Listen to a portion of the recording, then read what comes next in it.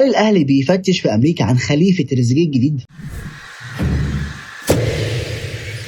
جوهرة مصرية بيلعب في الدوري الأمريكي، سرعته طلقة وأرقامه مرعبة وكمان سعره لقطة ومش هتتكرر كتير. 21 سنة بيلعب جناح أيسر وكمان خط وسط وسجل 15 هدف الموسم اللي فات. مين هو عبد اللطيف أبو قورة وإزاي ملفه وصل فجأة على طاولة الأهلي ولجنة السكاوتنج؟ وهل فعلا هو الحل السحري للجبهة الشمال؟ الأهلي في الفترة الأخيرة بدأ يغير استراتيجيته، بدأ يركز على لعيبة مزدوجي الجنسية والمحترفين بره، لاعب بياخد التأسيس الأوروبي أو الأمريكي وفي نفس الوقت متأيد لاعب محلي، وده مش هيأثر على عدد الأجانب في الأهلي. وهنا يظهر اسم عبد اللطيف أبو قورة، لاعب مصري أمريكي عنده 21 سنة، نشأ وتأسس في أكاديمية نادي دي سي يونايتد الأمريكي، وحاليا بيلعب في نادي لودن يونايتد في دوري الدرجة الثانية الأمريكي. اللاعب ينفع يلعب كجناح أيسر أو خط وسط مهاجم، وعنده مرونة تكتيكية عالية جدا في الملعب.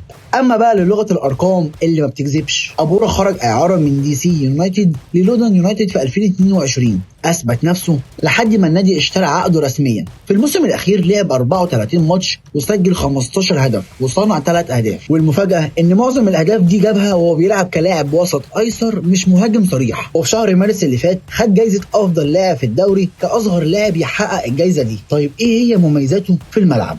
سريع ومهاري قوي في المواجهات 1 ضد 1، ورجله تقيله جدا على الجول، وتسديداته ممتازه من بره ال 18. وخلي بالك هو انضم لمنتخب مصر تحت 19 سنه في 2022 وكان على دكه البدلاء وما شاركش، وكان هينضم للمنتخب 20 سنه بس الاصابه عطلته 6 شهور. يعني لاعب طمعان يثبت نفسه مع الفراعنه. بس السؤال هنا، هل هيعوض تريزيجيه وهل هو مفيد للاهلي؟ الاجابه هيعمل كده فعلا. الاهلي محتاج لاعب عنده الجرأه والحلول الفرديه والقدره على التهديف من ناحيه الشمال، والاهم من ده كله قيمته التسويقيه حوالي 250 الف يورو بس، يعني صفقه اقتصاديه جدا. لاعب صغير 21 سنه تقدر تستفيد منه فنيا وتبيعه برقم كبير بعدين، بدل ما بتدفع 60 و70 مليون جنيه في لاعب محلي عدى 28 سنه. الملف حاليا على مكتب المدير الفني واللجنه، واللاعب مبدئيا مرحب جدا بارتداء القميص الاحمر. انتم بقى رايكم ايه؟ هل شايفين ان عبد اللطيف ابو قورة الصفقه المثاليه للاهلي في الصيف ده، ولا الاهلي محتاج اسم اجهز واتقل؟ اكتبوا لي رايكم في الكومنتات.